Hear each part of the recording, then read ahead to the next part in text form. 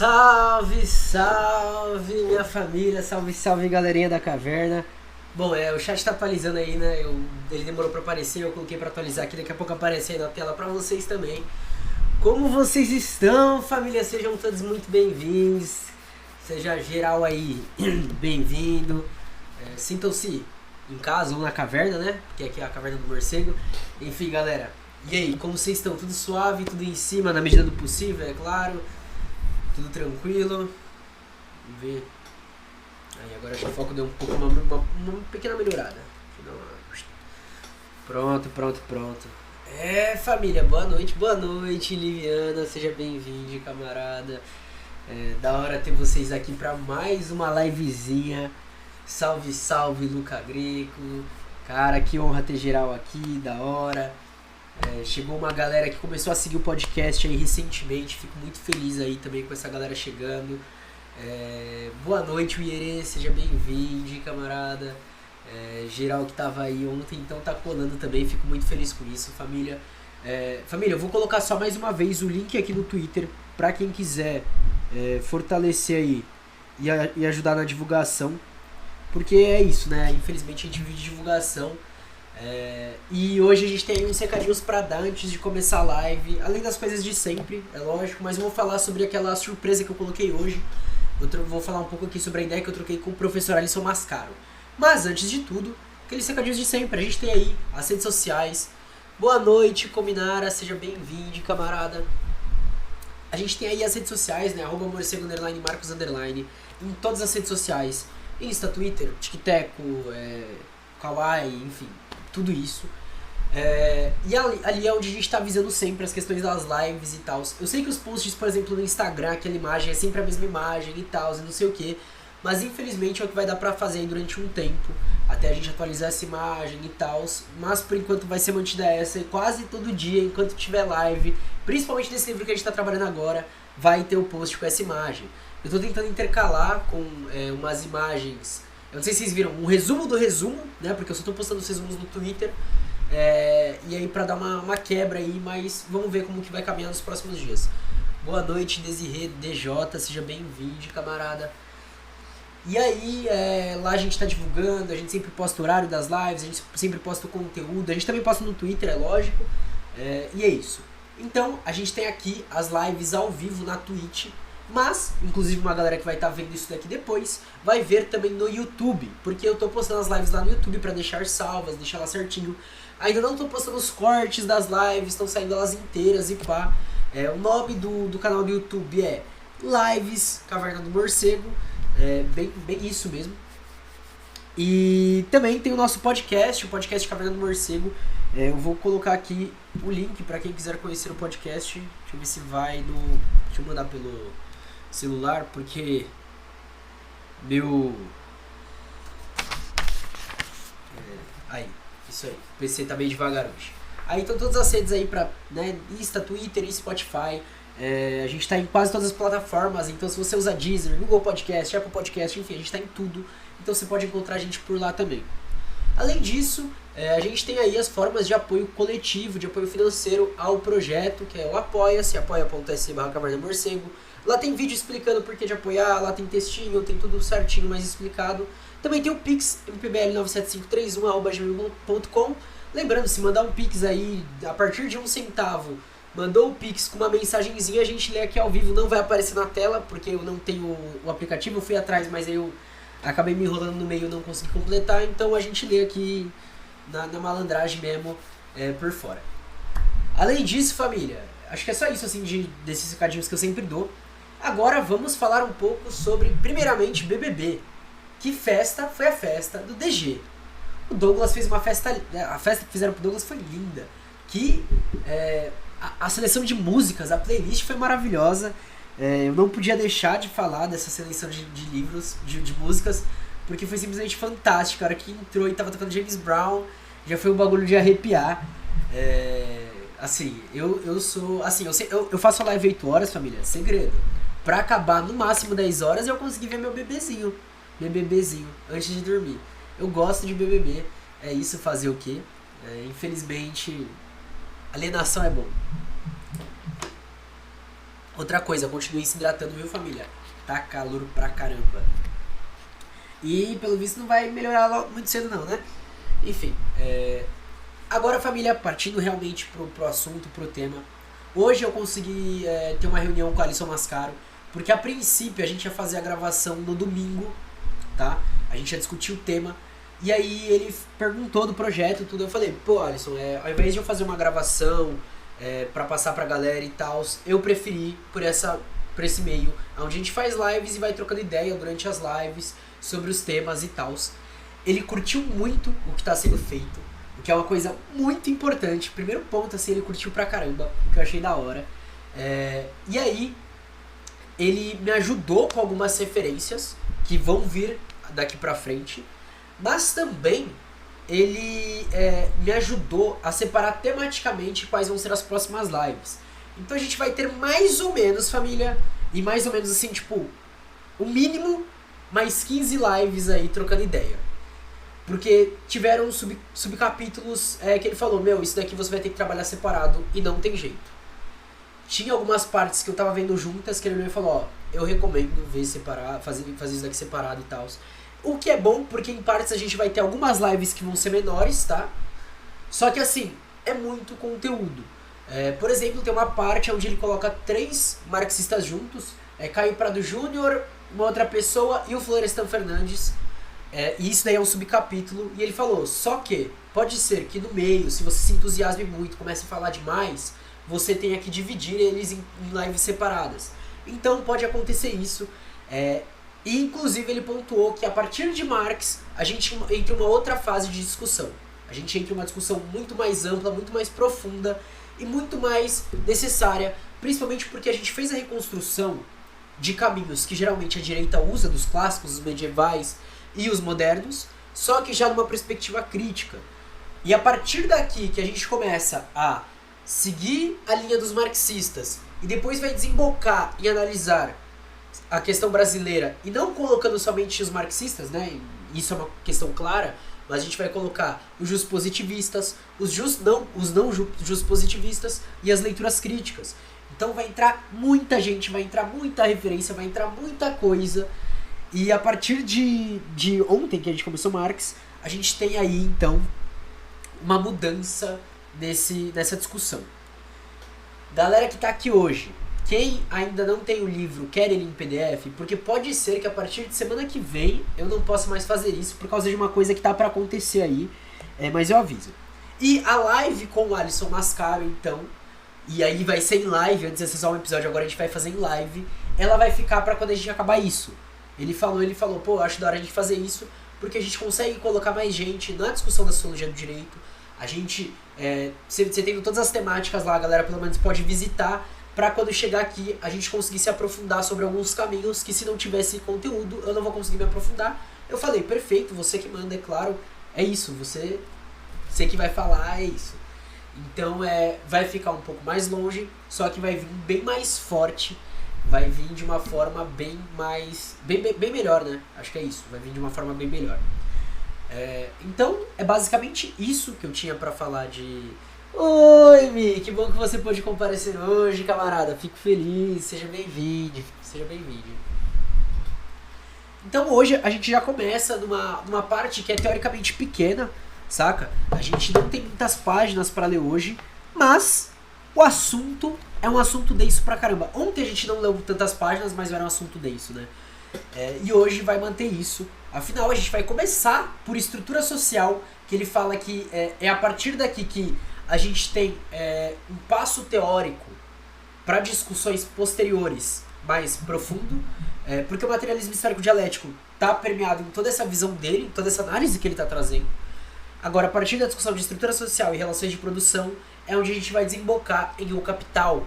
E aí, é claro, a gente sabe que não é uma leitura fácil, não é uma discussão fácil. Eu tô bem, confesso que estou cansado, essa semana está sendo bem corrida, mas está sendo muito boa, muito boa. Também aproveitar para lembrar a verdade, outro recado, família. De sexta-feira a gente não vai fazer live, tá? Não vai ter live de sexta. De sábado, se tiver, vão ser pelas manhãs. E existe a possibilidade de acontecer lives de domingo, porque a gente tem muita coisa para discutir. Eu entrego a prova esse final de semana, e aí a partir de semana que vem a gente vem a todo vapor porque aí eu vou me dedicar totalmente às questões não acadêmicas. Graças a Deus. E é isso, família. Alguém quer falar alguma coisa? Pode começar. E aí, o que vocês falam? Vocês é que mandam. O livro é Sociologia do Direito, camarada. Se você não tiver, eu posso mandar o drive pra...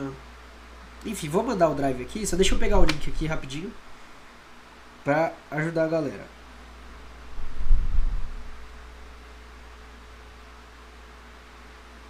Pronto, tá na mão. A gente tá agora no capítulo 6.3. No capítulo não, né? No capítulo 6. Eu ia falar versículo, uma coisa de Bíblia, tá ligado? No subcapítulo 3, né? Então é o 6.3, que se chama Estrutura Social, Relações de Produção e Revolução. Vou dar um minutinho aí pra abrir, pra procurar. No texto mesmo, no livro, a página é 100. Eu não sei qual é a página do PDF. Se alguém tiver com o PDF aberto e puder mandar isso daí, só pra ajudar a camarade, vai fortalecer pra caramba. Enfim, tô contando aqui, viu, família? Tô de olho aqui no tempo, tô só bisoiando só. 181 do PDF, muito obrigado, Liviana, sempre fortalecendo demais. Olha, hoje minha internet também não tá daquele... Foi muito engraçado. O Alisson me pediu pra abrir um site lá pra uma pesquisa que a gente tava fazendo, né? Pode pá. Mano, meu PC simplesmente resolveu não abrir, velho. E eu em choque, assim, falando, não, calma aí, professor, tá abrindo. Ele aí, já foi? Eu, calma. Tá indo, aos poucos vai. Aí foi. Então é isso. Drive tá aí. 181 do PDF. E bora lá, 6.3. Estrutura social, relações de produção e revolução. O Marx, ele identifica nas relações de produção a estrutura basilar das sociedades. Eu acho que aqui já é a primeira marcação que a gente faz, né? Que ele identifica nas relações de produção a estrutura basilar das sociedades. Os modos pelos quais as pessoas se relacionam para a produção são históricos e variados, né? Aquilo que a gente chama de relações sociais de produção. Houve produção mediante escravizados, jungidos ao trabalho por senhores de escravos, ou ainda por servos submetidos a senhores feudais. Também, ainda, por trabalhadores que se submetem de modo assalariado a capitalistas. Essas relações constituem modo de apropriação dos bens e dos meios de produção. Então, a gente tem aqui também que o modo pelos quais as pessoas se relacionam para a produção são históricos e variados. E essas relações de produção constituem modos de apropriação dos bens e dos meios de produção, pela força do escravismo, pela tradição do feudalismo, pela propriedade respaldada pelo Estado e pelo direito no capitalismo.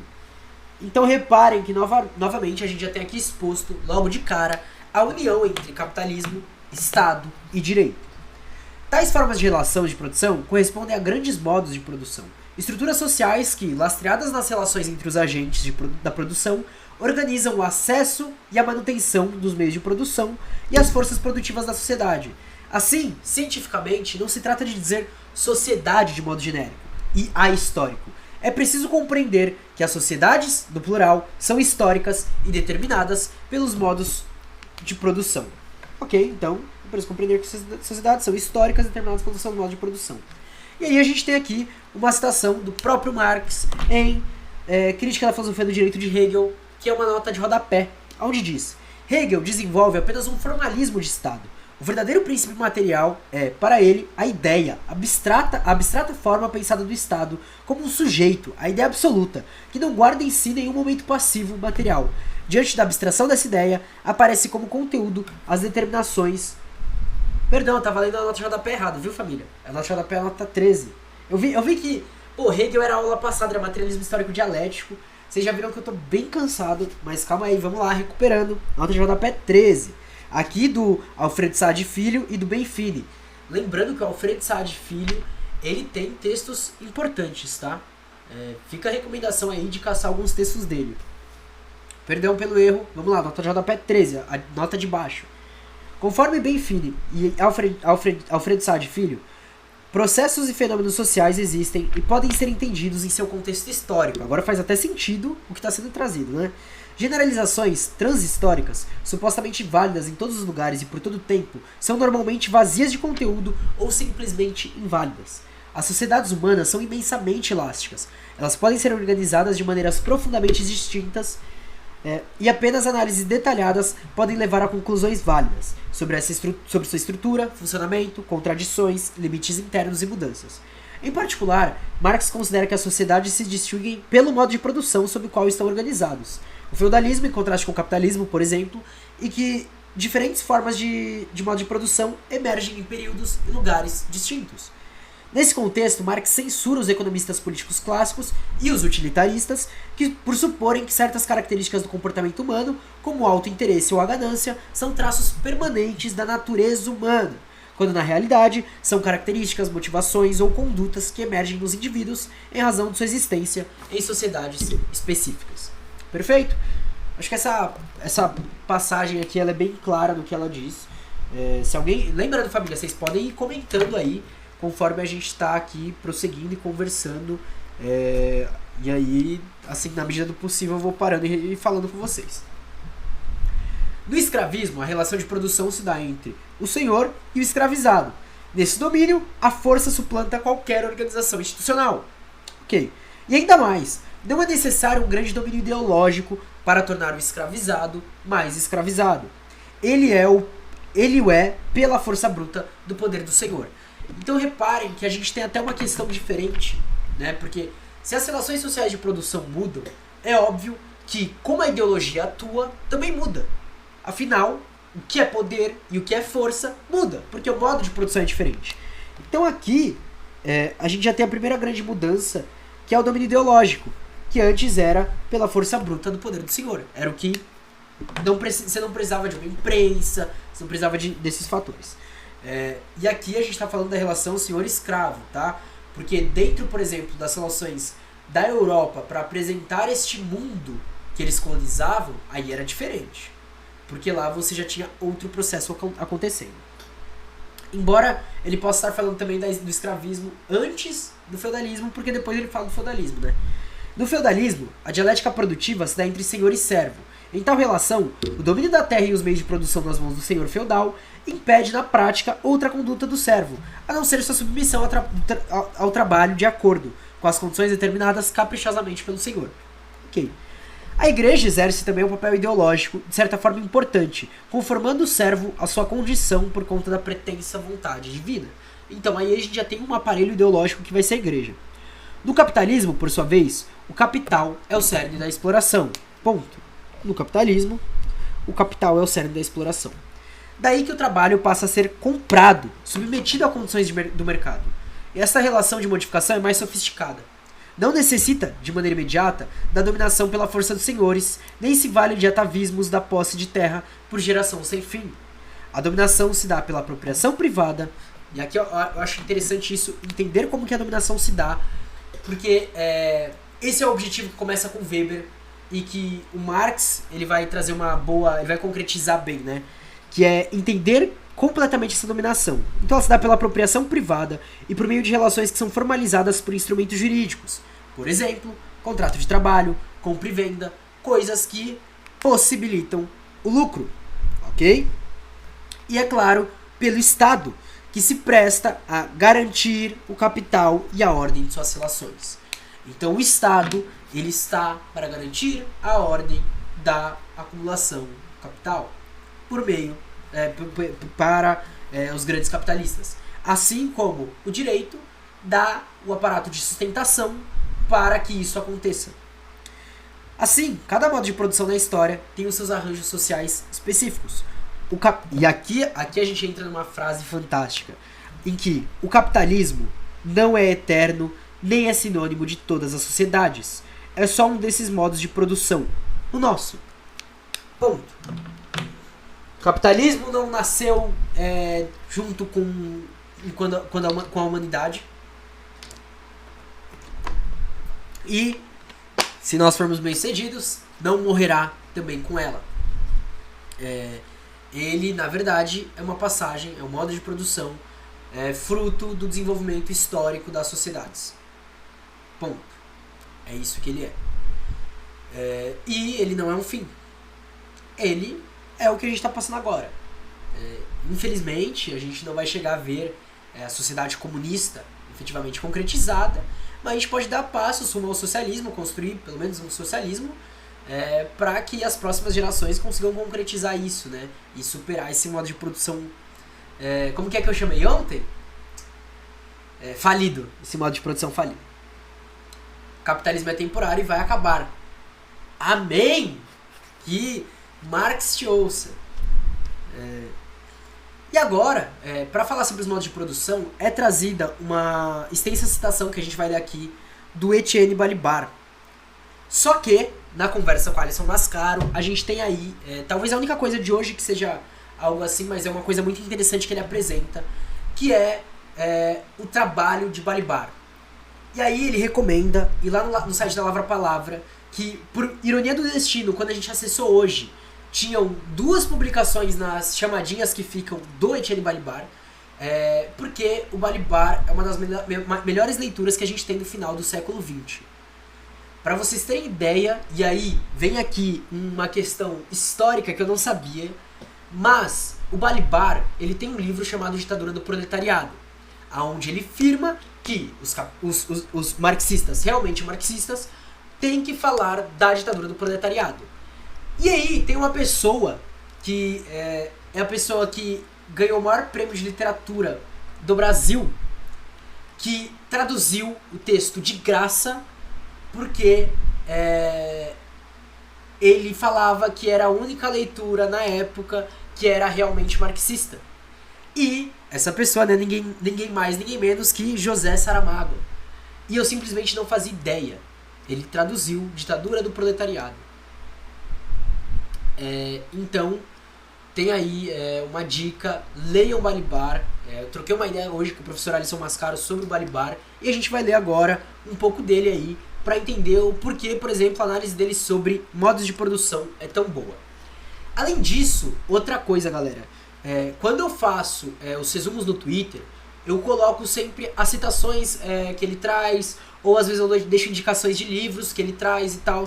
E o professor Alisson ele me falou também que essas citações elas são justamente para vocês saberem dentro de qual discussão você busca determinado autor. Então, quem depois quiser olhar lá e tiver alguma, tipo, eu quero estudar Weber. Porra, pra quem que eu vou pra estudar Weber? Por exemplo, por isso que ele traz tanto o Gabriel Kohn. Ótimo. Pô, eu quero estudar a questão dos modos de produção. Pô, o professor citou o Balibar. Vamos olhar pro Balibar e ver o que ele tem pra trazer sobre isso. E aí, corre lá, né? Inclusive, o nome desse texto do Balibar, que é retirado, essa parte aqui, se chama 5 Estudos do Materialismo Histórico. Ou seja, porra, o livro se chama 5 Estudos do Materialismo Histórico. O que ele tá estudando sobre o materialismo histórico, tá ligado? E quando o professor lançou essas perguntas de tipo, pô, questiona essas questões, não só pra galera, mas pra você, pros seus estudos, realmente abre uma outra dimensão, né? Porque, pô, quais são os 5 estudos do materialismo histórico? Tá ligado? O que ele tá recorrendo? Ele tá recorrendo a autores, a conceitos, a categorias, a definições, e aí, o que ele tá trazendo aqui? Enfim, isso é uma coisa pra quando for ler o livro, é lógico. Aqui a gente vai, então, pra ler o que são os modos de produção.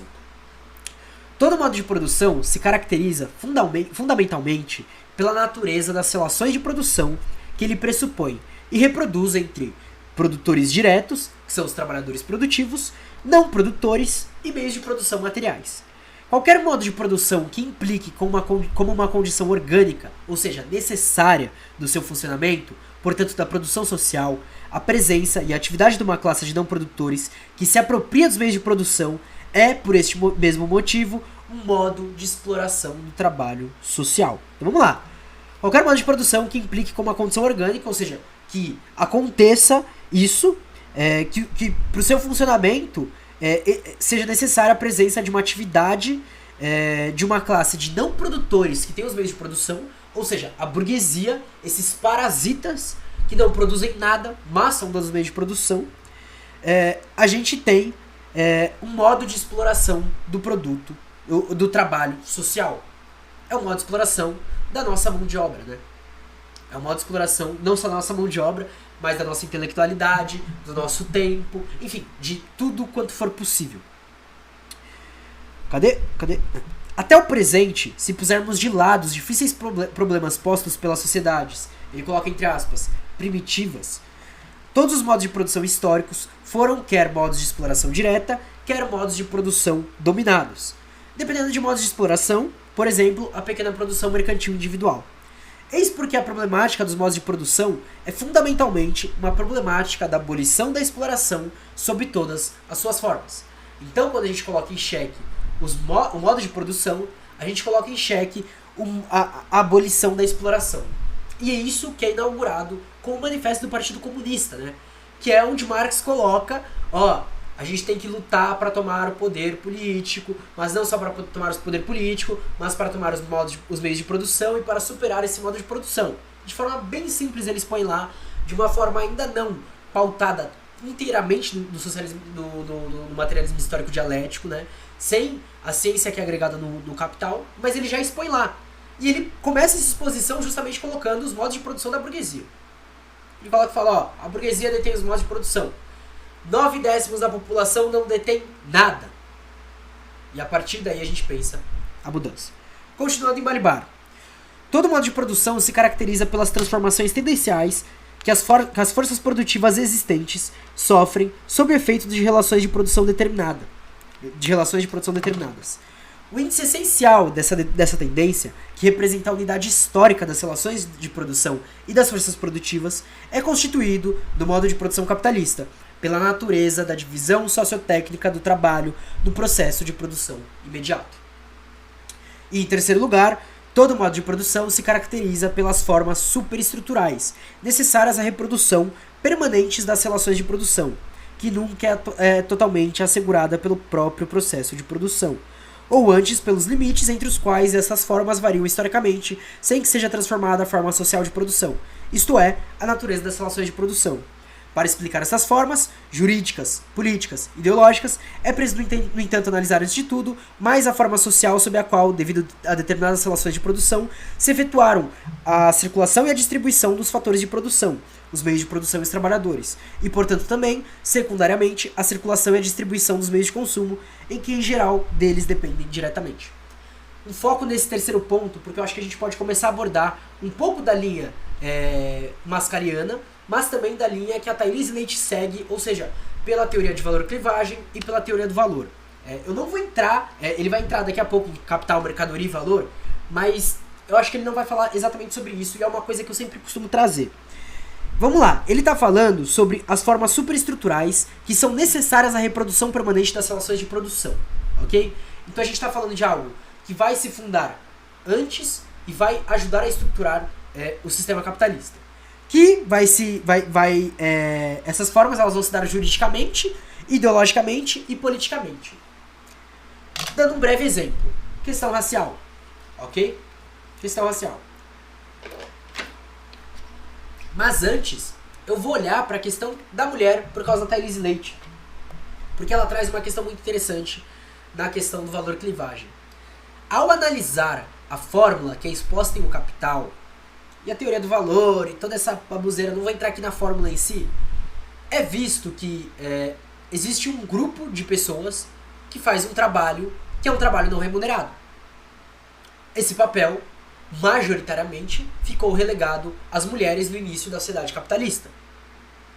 Entendeu? Então é uma coisa que vem de antes, vai formar essa superestrutura e vai se dar juridicamente, ideologicamente e politicamente, onde esse grupo fica marginalizado das, entre aspas, políticas e até da sociedade como sociedade, além de sofrer pelo que a ideologia propaga, pelo que é trazido politicamente, pelo que é trazido juridicamente. Só que essa reprodução, né, que é tido como reprodução, embora esse nome ainda agora esteja um debate sobre esse nome, essa reprodução do valor feita pelas mulheres gera lucro para o capital, para o capitalista. Portanto, manter isso daí e você ter uma adaptação, por exemplo, ok, vão ser inseridas politicamente no sentido de poder votar, a gente vai colocar uma política pública aqui, uma política pública ali e tal, e não sei o que, mas essas mulheres ainda recebem menos e elas ainda estão relegadas ao que nós chamamos de papéis do trabalho doméstico. E aí, quando a gente olha para outros grupos, a gente tem vários tipos de valor clivagem que acontece, né? Seja para a questão da população negra, seja para a mulher negra, seja para a galera de periferia, seja para a galera quilombola, seja para a galera indígena, enfim, para onde for, para qualquer grupo subalterno, a gente vai ter isso acontecendo para manter a produção e a reprodução do capital. E é esse o ponto que a gente abre a partir dessa pequena parte de Balibar. E isso que eu não li antes, assim, o professor só falou do Balibar e tudo, mas eu só tô lendo agora, mas fica muito evidente. E a partir do momento que a gente consegue desnudar esse caráter do capitalismo, a gente encontra as formas de atacar os elos de resistência desse sistema, dessa ordem social.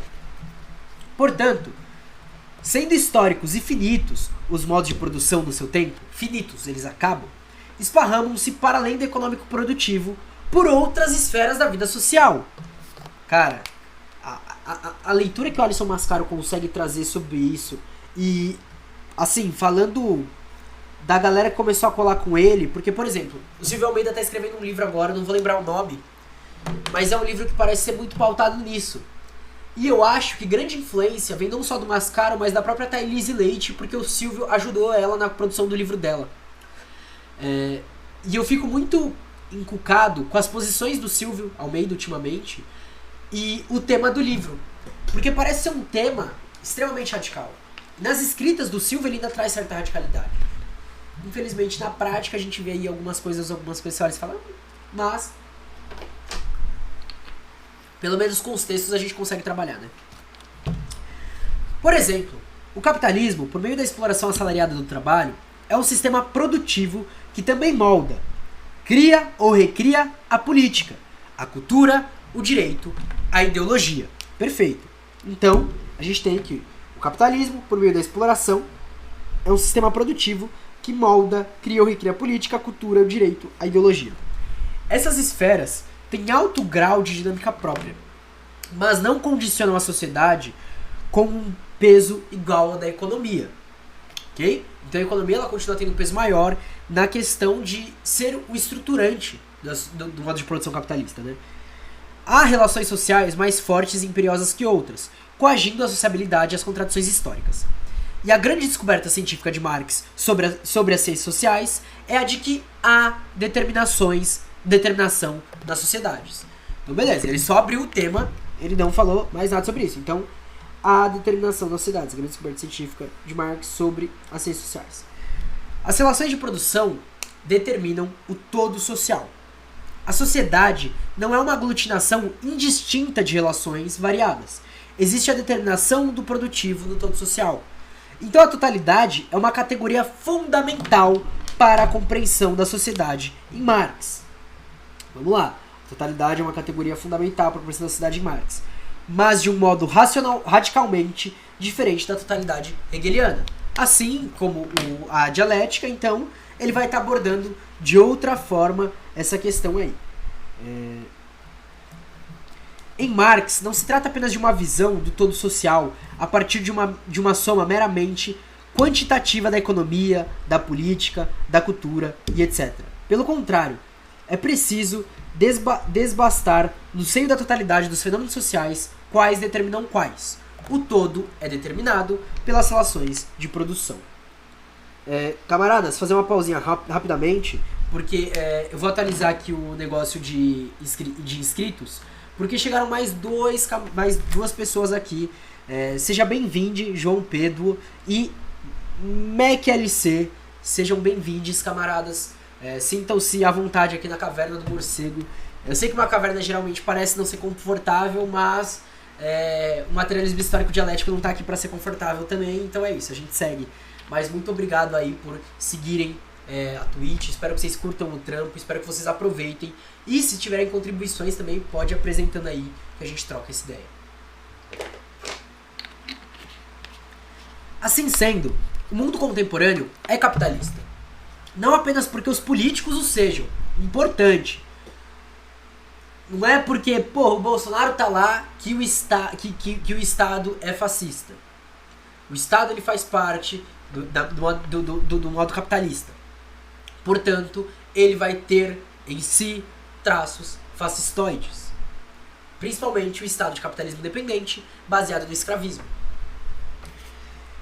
Nem porque as leis o fizeram sê-lo, nem porque alguns religiosos sejam alienados, mas porque o modo de produção é capitalista. Vou marcar essa parte aqui só para sempre lembrar disso. A transformação social, então, deve ter em mente essas relações mais profundas, mais difíceis de revolucionar, mas que são as grandes causas das contradições de seu tempo. Com isso, avança-se para além das visões tradicionais, existentes no senso comum e mesmo na sociologia, que imaginam mudanças sociais se fazem por meio de novas leis ou correções morais. As determinações e as grandes contradições não estão no nível direto do direito ou da política, mas sim no nível produtivo. Por isso que, voltamos, a melhoria do salário não resolve as contradições do capital. Ela é um passo para garantir, é lógico, que nós sobrevivamos, mas não acaba com o capitalismo. É preciso ir além. Daí, compreender o direito e seus problemas não é um processo de fixar-se apenas às leis, mas sim ao todo social, cuja base é o modo de produção. 2 pontos. O jurídico tem matriz econômica. Ponto. Importante isso. Analisar a sociedade, não de modo genérico, mas tomando-a a partir de seu modo de produção, que na contemporaneidade capitalista é identificar as relações produtivas correspondentes, lastreadas na exploração do trabalho mediante salariado, as classes exploradoras e exploradas, o modo pelo qual o capital é apropriado e mantido, e o modo pelo qual tal apropriação é sustentada, para que a maioria não perceba ou não entenda sua injustiça. O campo ideológico. Deixa eu marcar aqui. Na terminologia de Marx, no todo da vida social há uma base real, uma infraestrutura das relações sociais, na qual se situa o eixo central da exploração produtiva e, a partir dela, uma superestrutura de relações sociais. A determinação social está na infraestrutura, como um alicerce que determina as paredes que se levantarão posteriormente num prédio. Não são as paredes que soltas ao ar fazem depois o alicerce corresponder a si. É pelo contrário, a base, o alicerce, que sustenta as paredes que lhe correspondem. Assim, o todo é estruturado pelos níveis de coerções sociais mais profundas, a apropriação da riqueza e dos meios de produção e o modo pelo qual os agentes da produção, trabalhadores e exploradores, se relacionam. Então, a gente tem que, enfim, vou marcar tudo aqui, que o que estrutura é a base econômica, ok? É o que estrutura. O que vai estruturar vai ser essa apropriação da riqueza que aconteceu, a tomada dos meios de produção e como esses agentes que estão na produção, tanto os não produtivos como os produtivos, trabalhadores e burguesia, se relacionam. Essa é a base. E os alicerces vão se erigindo em forma disso. É por isso que a gente fala que o racismo ele é estrutural. Qual é o nome da estrutura? Capitalismo. Essa leitura, embora existam pontos e pontos, geralmente não é nesse ponto que se bate nessa leitura.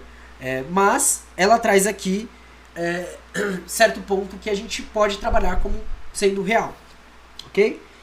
E são clássicas as frases de Marx nesse sentido. Agora a gente vai ter uma citação do prefácio à contribuição à crítica da economia política de Marx. Tá no Obras Escolhidas, entre Marx e Engels e tal.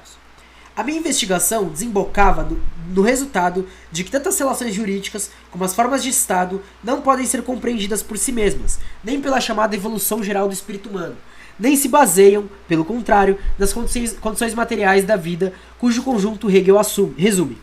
Seguindo o precedente dos ingleses e franceses do século XVIII, sob o nome de sociedade civil, e que a anatomia da sociedade civil precisa ser procurada na economia política.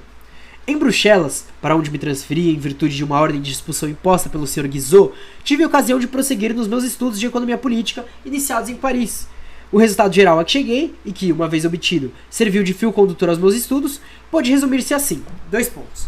Na produção social da sua vida, os homens contraem determinadas relações necessárias, independentes de sua vontade.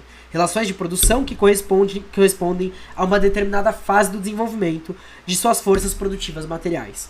O conjunto dessas relações de produção forma a estrutura econômica da sociedade, a base real sob qual se levanta a superestrutura jurídica e política e a qual correspondem determinadas formas de consciência social. o modo de produção, da vida material condiciona o processo de vida social, política e espiritual em geral. Não é a consciência do homem que determina o seu ser, mas, ao contrário, o seu ser social é que determina a sua consciência. Então, o que determina vai ser a nossa presença dentro de determinado meio de produção. Para falar de uma forma bem rasa, tá? Bem rasa, mas só para dar um resuminho. Porque eu sei que nem sempre é fácil ler Marx assim e ficar meio avoado. Portanto, as infraestruturas econômicas produtivas na história não são sempre as mesmas. Bom, como há, historicamente, vários modos de produção, há várias e distintas infraestruturas. Elas se fazem corresponder também a variadas superestruturas. O escravismo, o feudalismo e o capitalismo são formas de organização sociais distintas entre si. Em a infraestrutura é lastreada na força, de tal sorte que a superestrutura não depende tanto da ideologia. A violência na base escravista é bastante. Em outro, a apropriação da riqueza, elemento infraestrutural, é lastreada na tradição, de tal sorte que a ideologia é fundamental, o feudalismo. No capitalismo, a garantia estatal do capital e a intermediação jurídica estão na infraestrutura e na superestrutura. Lembrando, o direito como condicionante do capitalismo, mas também como mantenedor da segregação racial, às escuras, colocando porque a gente sabe que tentam ocultar, que existe no país Brasil. Saca? As totalidades históricas, assim, não são todas iguais. Eu só vou marcar aqui que no capitalismo, a garantia estatal do capital é a intermediação jurídica. Tá. Perfeito. Então, a historicidade dos modos de produção encaminha, a partir daí, o problema central da passagem de um modo de produção a outro. Pela dialética de Hegel, as contradições criam as condições para a sua própria superação, para o surgimento de outro patamar de organização social. Ok. Do escravismo, passou-se historicamente ao feudalismo. E há causas que explicam essa derrocada escravista e sua posterior transformação em feudalismo. O germe de uma etapa está na etapa anterior. O capitalismo, nas suas contradições, possuiria o germe do socialismo. Então, é aquela coisa, né? Quando um tá pronto para morrer é porque o outro já tem as condições materiais para nascer. As condições objetivas, faltam as subjetivas. Para Marx, no entanto, não há um processo linear nem teleológico da história. Não se pode dizer que necessariamente o capitalismo gerará o socialismo. Há crises, com tendências e contratendências. Há necessidade da luta que, sendo contra o modo de produção, é uma luta estrutural, revolucionária. Se é verdade que na obra de Marx há a constatação das contradições do capitalismo, que corroem por dentro, ao mesmo tempo, está também a constatação de que a transição do capitalismo ao socialismo se faz mediante a revolução. E aqui cabe outra pontuação, que é, ainda nos escritos dessa fase do manifesto e tudo, não sei o que, ele pontua algumas vezes que, por mais que o socialismo seja o nosso objetivo, que a revolução seja a nossa construção e tal, não sei o que, uma revolução, ela pode terminar em duas coisas. Ou a superação do capitalismo, ou o nosso lado perdendo. Isso é uma coisa que a gente não pode deixar acontecer, mas pode acontecer. A gente não pode deixar, entendeu? A gente tem que lutar para que isso não aconteça, para que a gente consiga superar, atravessar a ditadura do proletariado, comunismo. Não, eu ia falar paz geral, mas ainda vão existir alguns tipos de contradição, mas contradições de forma muito diferente. E aqui entra a questão de formas muito diferentes do que as contradições existentes dentro do sistema capitalista. E, é claro, se for uma construção boa, bem menos prejudiciais do que o sistema capitalista. Então a obra de Marx mais destacada a tratar da luta revolucionária é o Manifesto Comunista, justamente o que eu estava falando. Anunciando um espectro que ronda a Europa, a América Latina, continente asiático, continente africano e a Oceania.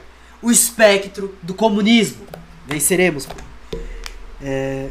Marx aponta para o fato de que a estrutura do capitalismo as estruturas do capitalismo só podem ser transformadas mediante a união dos trabalhadores de todo o mundo. O comunismo vencerá, camarada.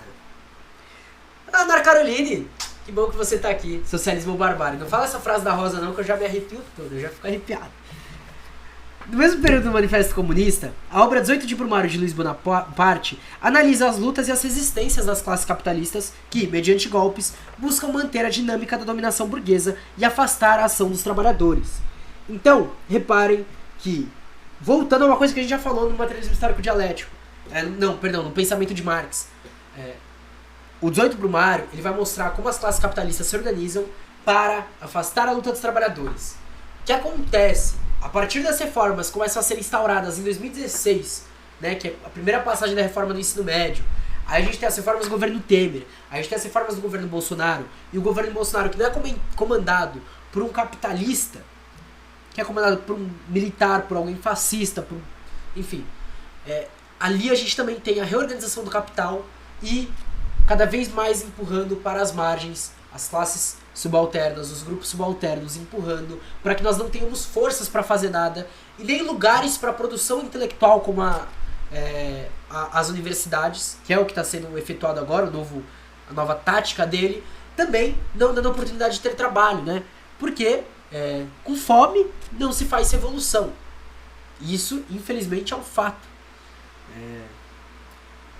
E é perigo, né? Porque assim, a fome está chegando cada vez mais perto da grande maioria da população brasileira, como foi agora durante a pandemia. Então, nessa obra fundamental, Marx descobre que o Estado não é neutro, nem tampouco se torna anticapitalista se for ocupado por classes não burguesas. Então, o Marx ele vai descobrir que o Estado não é neutro e nem anticapitalista se for ocupado por classes não burguesas. Luiz Bonaparte afastou a burguesia para que a máquina estatal funcionasse, ainda de modo mais bem apropriado à burguesia. Aí aqui a gente tem uma grande citação de 18 de Brumário, e obviamente que eu irei ler, porque é 18 de Brumário e é um livro fantástico. Vamos lá, vou tomar um gole d'água antes de ler 18 de Brumário, tá, família? Porque é arrepiante 18 de Brumário.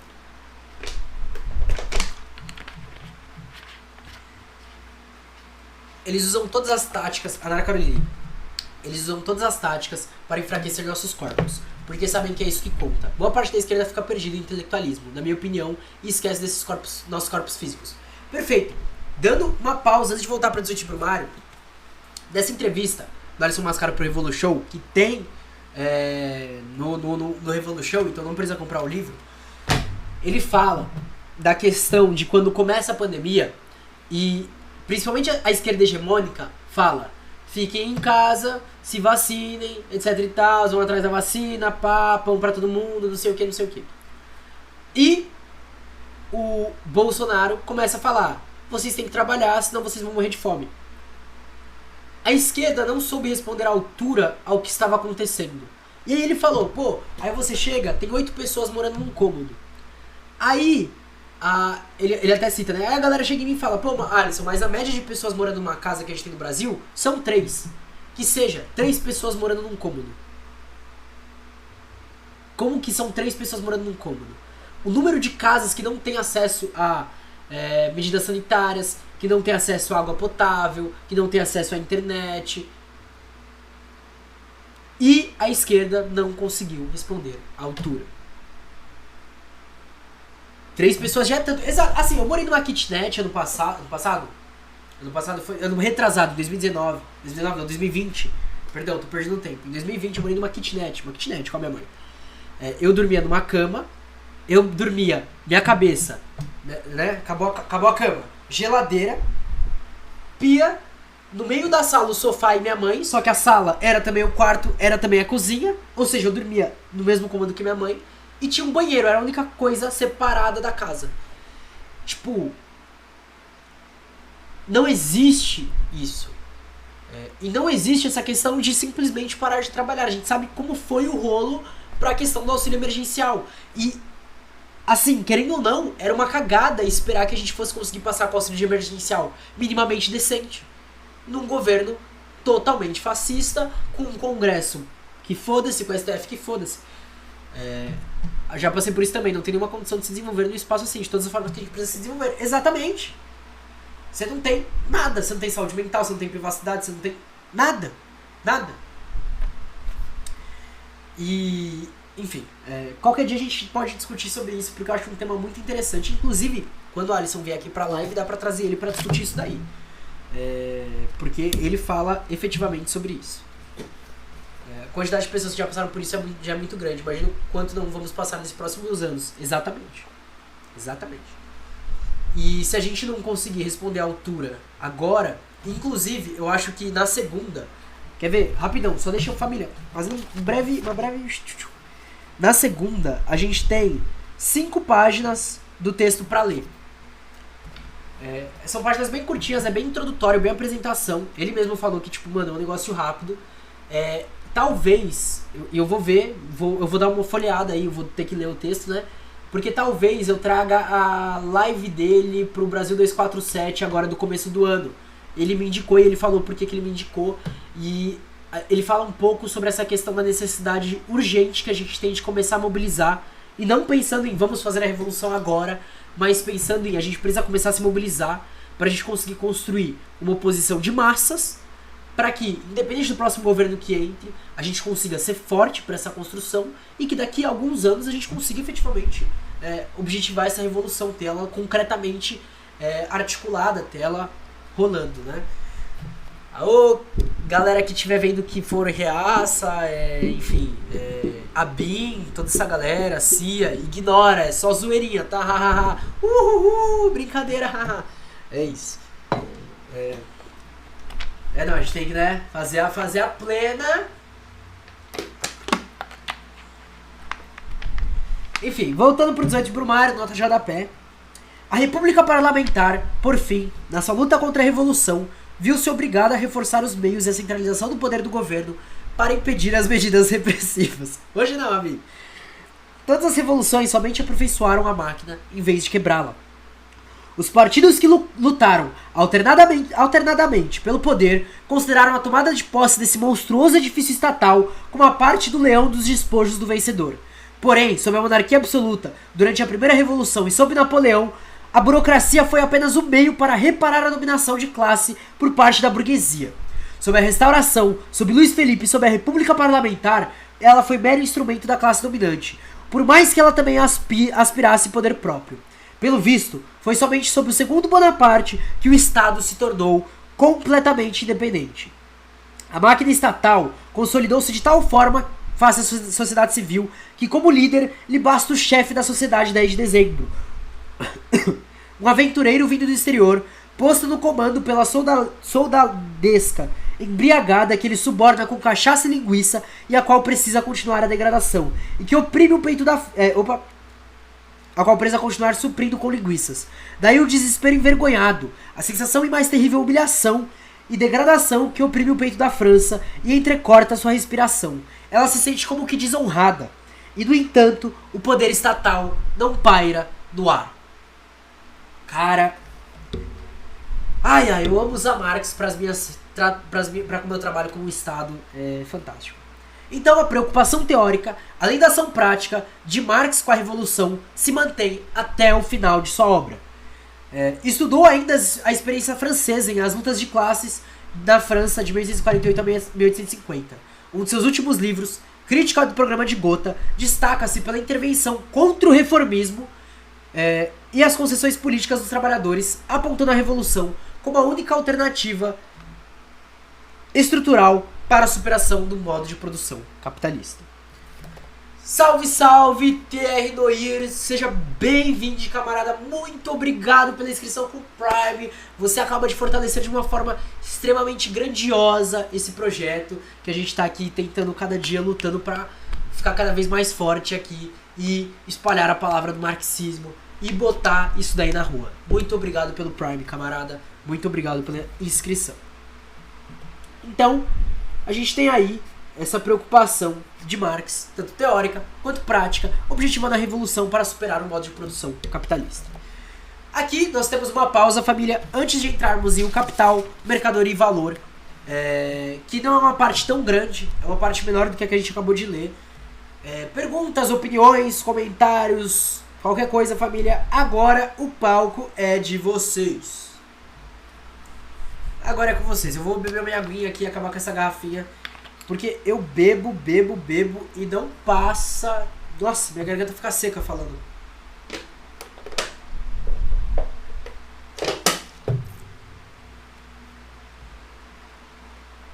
Bebam água, família. Nossa, é verdade, né? Alguma, sei lá, empresa de água podia me fortalecer, mandar umas garrafas de água geladinha, sei lá. Mandar um cooler, pode ser um cooler. Um cooler já tava ótimo, tá ligado? Só pra eu deixar as coisinhas guardadinhas. Só pra deixar as coisinhas guardadinhas. Bebam água e façam xixi. É isso, família. Sentados, por favor. Se for homem. Quer dizer, se for homem não. Se tiver pênis. Meio, eu acho meio... Às vezes eu acho que eu sou muito sujo, tipo, quando eu falo palavrão em live, pá, não sei o que. Porque tem uma galera, tipo o próprio Alisson Mascaro, né? Ele é todo comportado. Ele é todo... Não fala palavrão. Faz algumas piadinhas de vez em quando, mas assim... Aquele jeitão dele, tá ligado? E eu todo... Salve, salve, família! Bem louco da cabeça, mas é isso, fazer o quê? Acontece, é o liveiro que vocês têm. Cada um tem o liveiro que merece.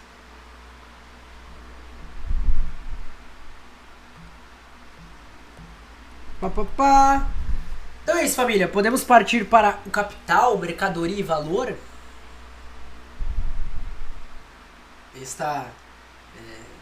Agora eu tô com medo, família. Eu já aviso pra vocês, porque com certeza ele vai colocar alguma fórmula do capital aqui. Ok, ele começa a trabalhar com o MDM no final desse capítulo, beleza. Posso marchar? Preciso dar resposta de pelo menos uma pessoa, família, pra não, né, a galera não achar que eu sou autoritário, pá, não sei o que, não vai falar, você é louco. Olha, tô suando, família, tá com o ventilador ligado, tomando água gelada, meu Deus do céu. Galera, se alguém tiver uma piscina, faça o favor de me convidar, tá ligado? Passa a localização, nem que eu, sei lá, tenha que demorar 5 dias de caminhada, eu vou, tô indo, partiu. Marcha.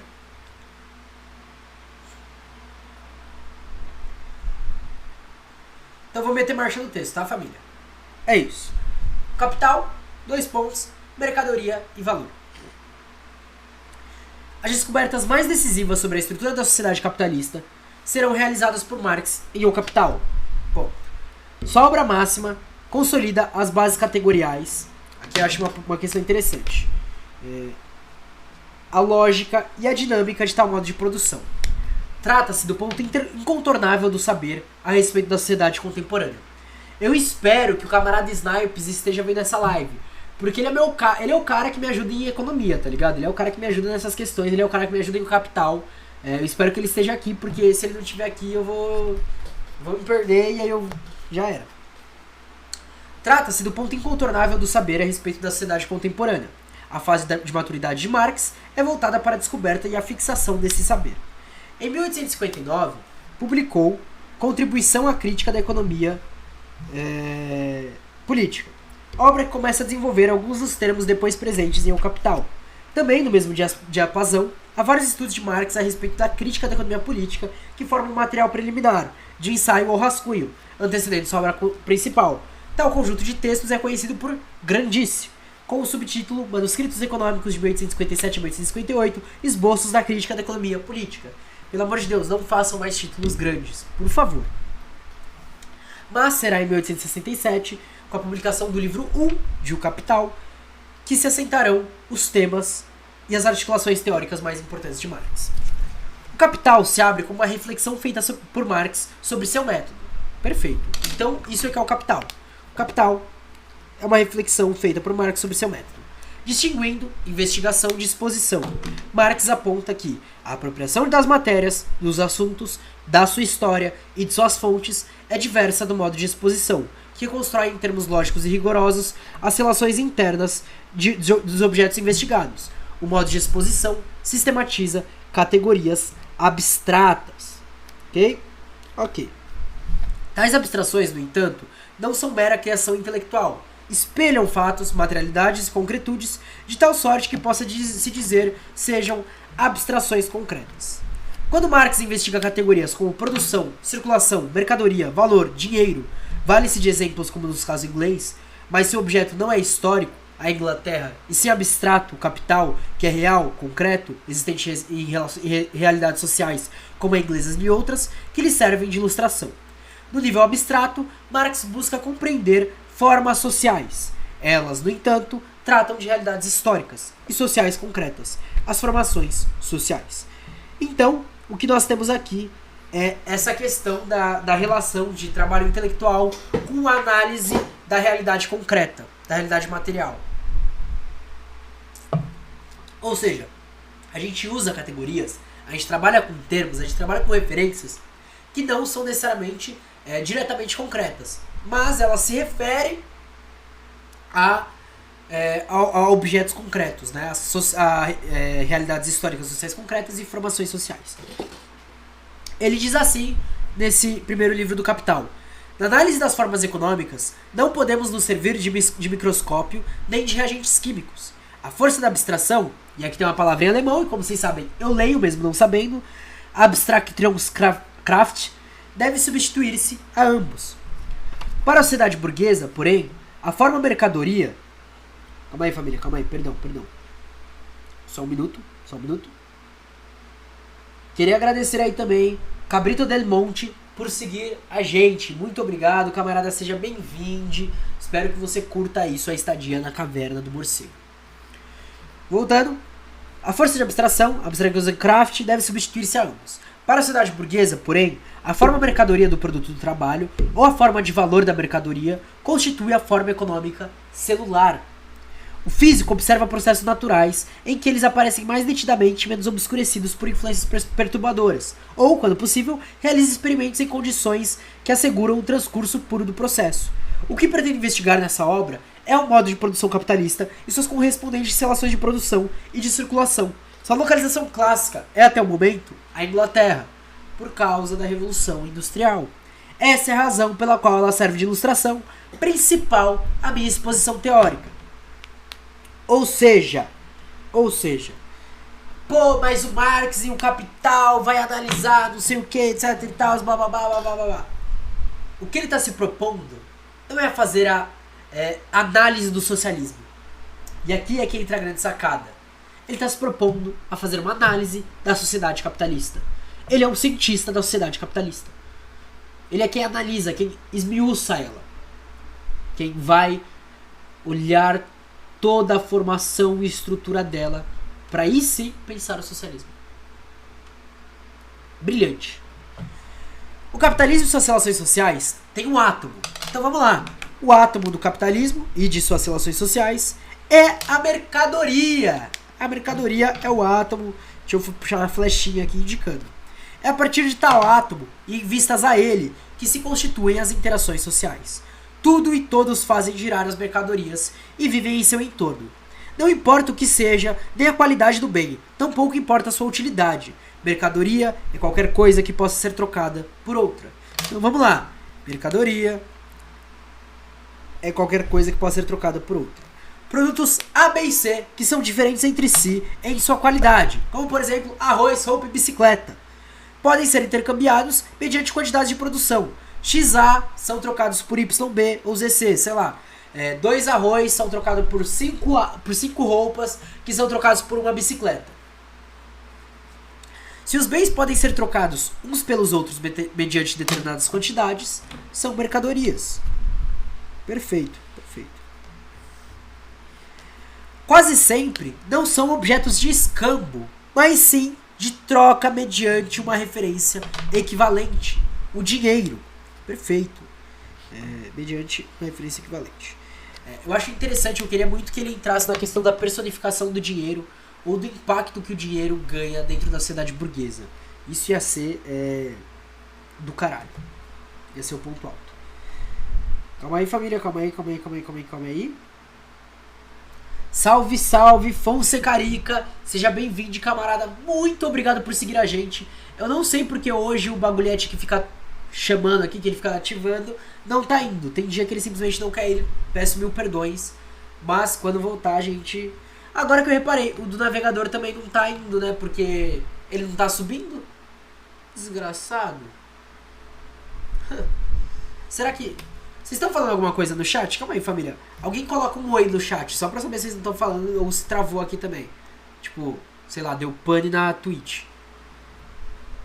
Manda só um oizinho só pra eu... Agora eu fiquei em choque. Não, tá tudo certo. É só os outros dois que não estão pegando mesmo. Ok. É isso. Perdão, família. Fazer o quê? Muito obrigado, Ieri. O Ieri ou o Iere? Eu não gosto de falar o nome das pessoas erradas. Perdão. Teste. Valeu, Dal. Obrigadão, camarada. Eu não gosto de errar como as pessoas são chamadas e tal. Então, tipo, só pra eu ter uma noção. Porque tinha uma pessoa que eu chapava demais, que era...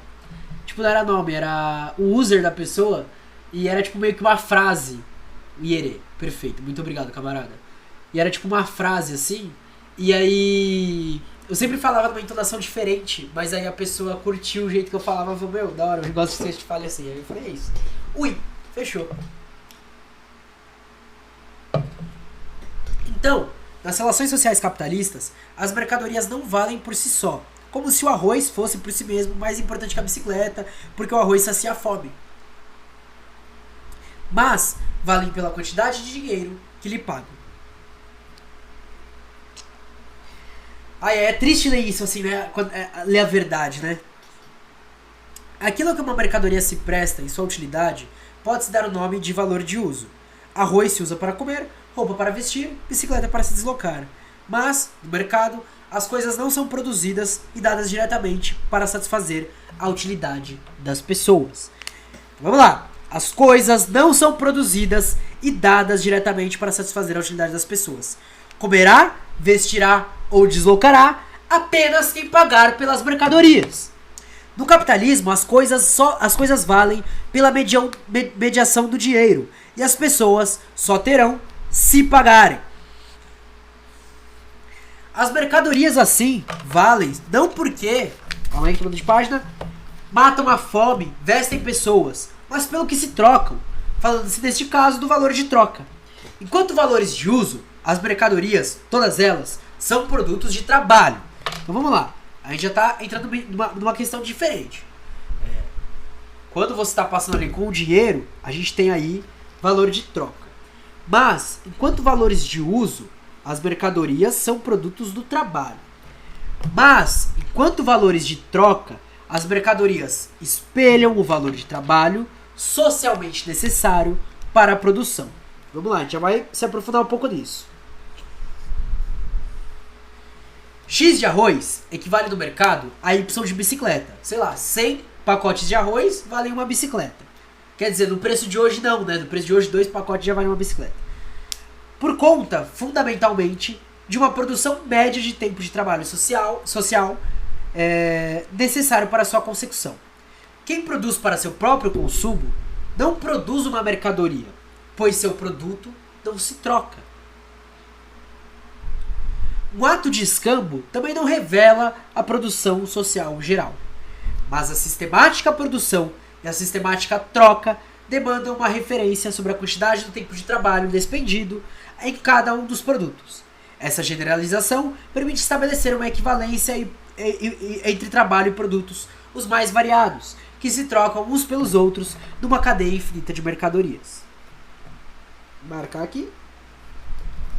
E agora nós temos uma citação de Marx em O Capital novamente. A riqueza das sociedades, onde reina o modo de produção capitalista, aparece como uma enorme coleção de mercadorias.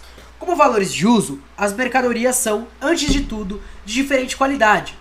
Como valores de troca, elas podem ser apenas de quantidade diferente, sem conter, portanto, nenhum átomo de valor de uso. Prescindindo do valor de uso do corpo das mercadorias, resta nelas uma única propriedade, a de serem produtos do trabalho. Mas mesmo o produto do trabalho já se transformou em nossas mãos. É apenas a quantidade de trabalho socialmente necessário ou o tempo de trabalho socialmente necessário para a produção de um valor de uso que determina a grandeza do seu valor. Ah, cara, eu tô vendo que depois a gente vai ter que fazer algum... chamar alguém pra trocar uma ideia sobre economia aqui, né? Alô, Humberto. Alô, Juliane Furno. Pode vir, família. Encosta.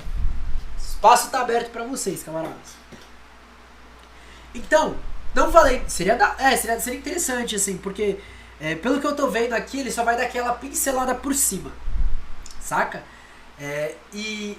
eu não tenho propriedade suficiente para me aprofundar desses pontos, né? Então eu acho da hora. Vou conversar com os camaradas, vou lançar lá no Twitter, chegar e falar. Só vou esperar passar mês que vem, vou chegar e falar, galera, vamos lá fazer alguma coisa, trazer alguma coisa assim. Mas fica a recomendação de um livro que eu fiz recomendação ontem, que é o Marx e a Superação do Estado. Por quê? A gente tem aqui, de uma forma mais tranquila, o poder social e político da forma mercadoria, o poder social e político da forma dinheiro e o poder social e político da forma capital. E foi onde eu tive o melhor entendimento do que é isso, tá ligado? Ó, a riqueza capitalista não se revela apenas como coisa, mas também como relação mediada pela coisa, mercadoria, com a qual o ser humano se defronta, mas por ser uma coisa externa a ele, lhe impõe a obrigação de produzir sempre mais valor.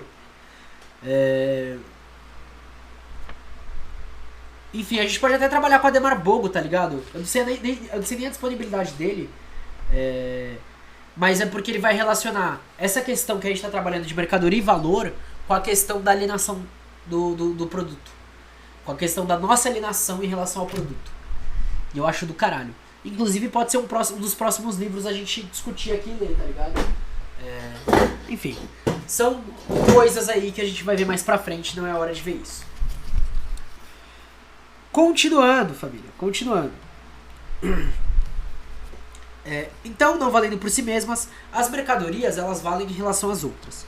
Os variados produtos são resultantes de trabalhos humanos indiferenciados, agricultor, tecelão, metalúrgico, de tal sorte que, entre si, tais trabalhos despendidos e tais produtos tomam forma de equivalentes por razão da quantidade de trabalho indiferenciado investido em todos os produtos. Aquela questão de quantas horas você gastou, o tanto de força que foi aplicado e tal. As relações sociais, assim, universalizam a troca de todos os produtos sob forma de mercadoria. Os valores de uso não serão a razão da distribuição dos produtos aos seus usuários. As coisas tomam forma de valor, sendo valor, aqui, valor de troca. Valor de uso, se eu não me engano, só dando essa diferenciação rapidinha, vai se referir à importância que a gente dá para aquela coisa, tá ligado?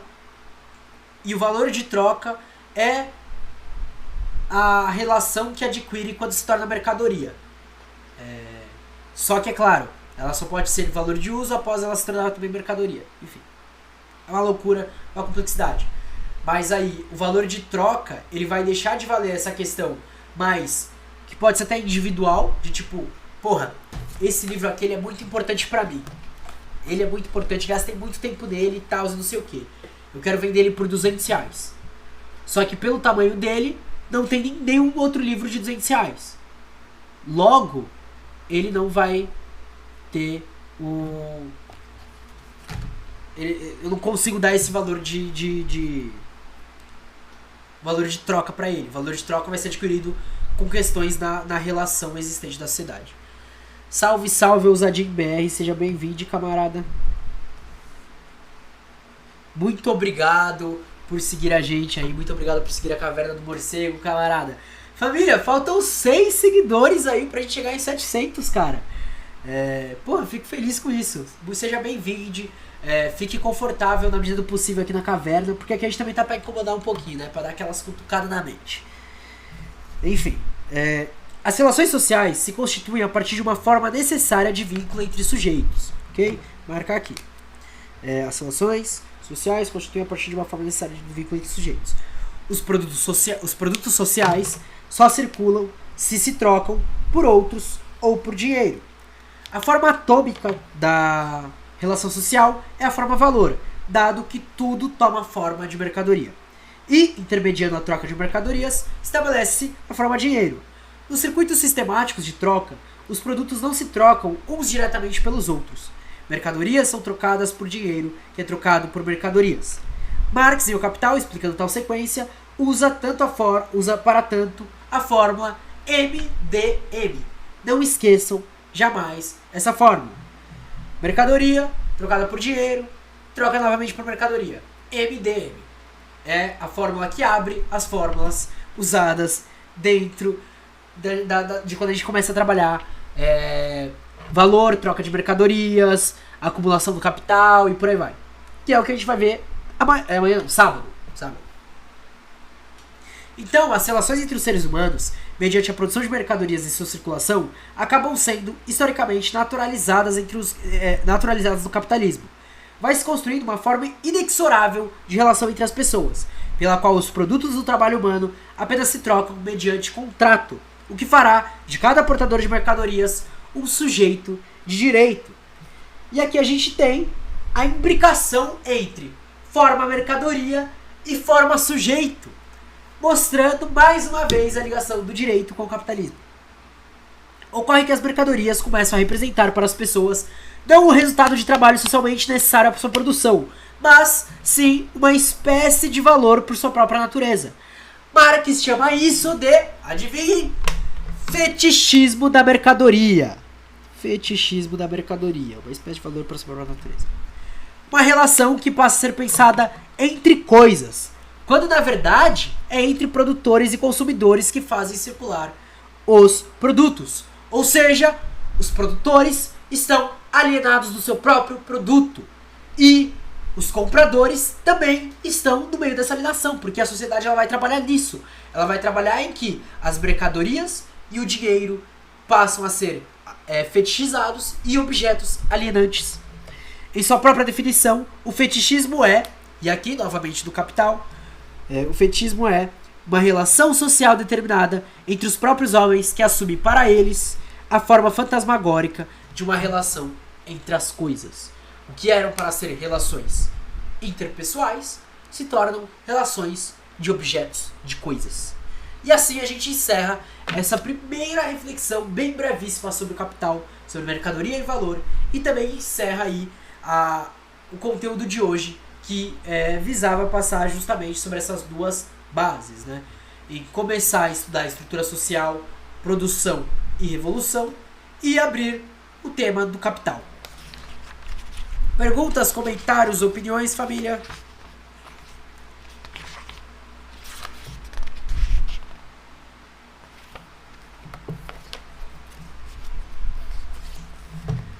Dá dica de nada? Tudo certo?